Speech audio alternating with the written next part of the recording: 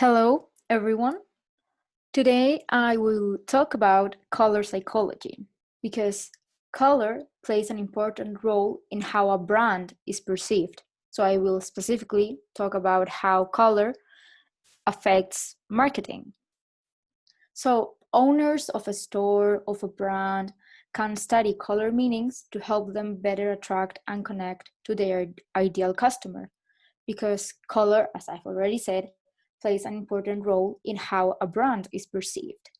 So, whether it is a fashion brand trying to connect to a youthful audience or a medical supplies store trying to strengthen customer trust, whatever it is, owners can study color meanings to help build a strong, relatable brand. So in this speech, I will explain what color psychology is, and I will also show you the meaning of some of the most popular colors used. So first of all, color psychology studies the relation between colors and human behavior. So it aims to determine how color affects our day-to-day decisions, such as the items we buy. For example, does the color of a dress compel us into purchase it?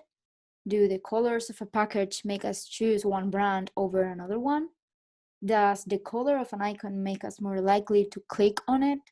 Well, the short answer is yes, but the explanation is a bit more complicated because the same color can also have different meanings that are dependent on the way we grow up, our gender, the location we live in, our values, and a variety of other factors.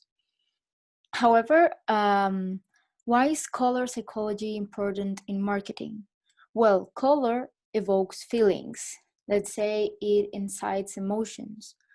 And it's not any different when it comes to selecting colors for a business, because owners have to take into account the feelings that each color provokes into the customers. So by choosing a specific color for a product, the owner can make the customer perceive it the way he or she wants it to be perceived.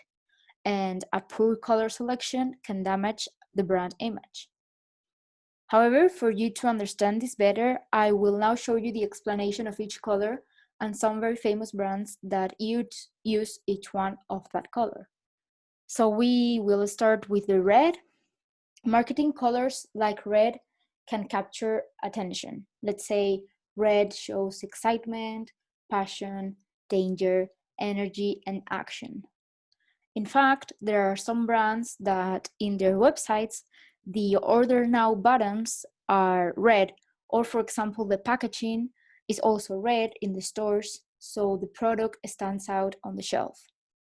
Red is the iconic color used for brands like Coca-Cola and YouTube. Red, for example, besides all the feelings that I said before, encourages appetite. So that is why Coca-Cola uses it on their branding.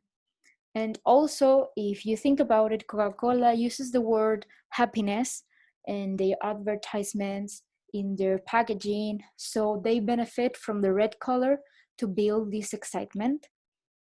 And related to the excitement, we have YouTube because let's say it creates excitement of watching videos online. So if you have a look at the logo, you can see that the logo is a play button that can compel someone into action. So it encourages you to want to press play and watch the videos that you can find in YouTube. Then we have the orange color. In color psychology, orange represents creativity, adventure, enthusiasm, success, and balance. The color orange adds a bit of fun to any picture, website, or marketing material. Despite its attracting color, it's not as commanding as the color red. And orange is found in logos like Nickelodeon's or the Home Depot. For example, Nickelodeon, which is a children's channel, has a logo that accurately represents the creativity and enthusiasm that a child has. Or for example, Home Depot sells products that you can use for your home. And many do-it-yourselves go to Home Depot to buy products, to renovate their home or their furniture or make adjustments. So we can say that the orange logo here represents creativity. Then we have the yellow color. Yellow is the sunshine. Let's say the color yellow evokes feelings of happiness, positivity, optimism, and summer. It is true that it can also show deceit and warning, but we are not talking about bad feelings today. So in a store, a little touch of yellow can help customers to associate the website or the brand or the product with positivity. The color yellow is used by brands such as Ferrari and IKEA. For example, Ferrari, many people dream of driving a Ferrari. So the luxury that the brand has is associated with feelings of happiness, summer, and a carefree style. And then we have IKEA, that you may think, well, what does buying furniture have to do with happiness? Well, to answer that question, we have to have a look at who is buying the products of IKEA. So many people who have just bought their first home or are moving out for the first time will go to IKEA to buy products to furnish their home.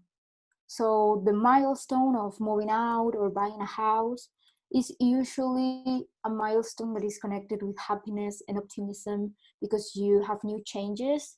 So it makes yellow a good color to associate with the brand. Then we have pink. Pink is a popular color for brands that usually create products related to females, to a female audience.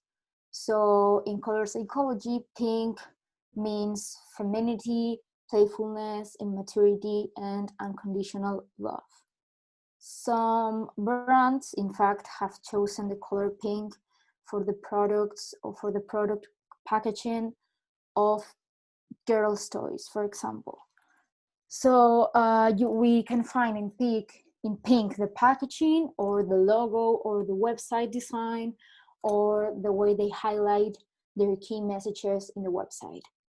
And since I have said that the color pink includes femininity, well, it's no surprise that brands like Victoria's Secret and Barbie use the color in a heavy way.